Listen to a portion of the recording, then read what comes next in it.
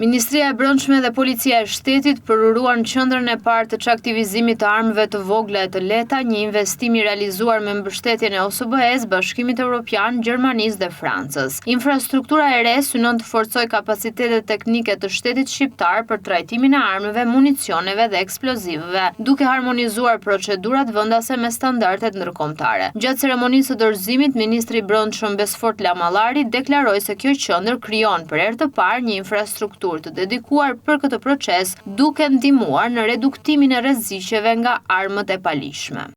Dorëzimi i qendrës së çaktivizimit dhe pajisjeve për funksionimin e saj është një hap konkret që forcon sigurinë publike, rrit standardet tona profesionale dhe afron Shqipërinë edhe më shumë me praktikat dhe standardet evropiane në këtë fushë kaq të rëndësishme.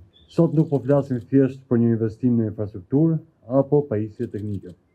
Po flasim për ndërtimin e një sistemi të qëndrueshëm sigurie, që synon parandalimin e qarkullimit të palishëm të armëve dhe forcimin e mekanizmave të kontrollit sipas standardeve më të mira ndërkombëtare.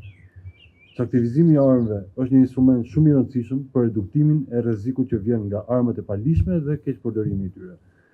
Për këtë arsye, Ministria e Punëve të Brendshme e ka trajtuar këtë proces si një prioritet strategjik, me një shqetësje të plotë që përfshin kuadrin ligjor, procedurat teknike, infrastrukturën, pajisjet, trajnimin e specialistëve dhe mekanizmat e mbikëqyrjes.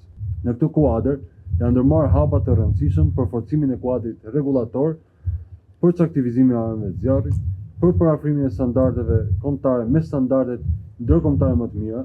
Përveç mjediseve të reja, projekti ka përfshirë hartimin e manualeve të specializuara, trajtimin e stafit policor dhe shkëmbimin e eksperiencave me ekspert francez. Ndërkohë, drejtori i përgjithshëm i policisë, Skënder Hita, vuri theksin te roli i këtij investimi në luftën kundër krimit të organizuar. Sipas tij, qendra do të shërbejë si një mekanizëm për të minimizuar kërcënimet që vijnë nga qarkullimi i palishëm i armëve, duke rritur sigurinë për qytetarët.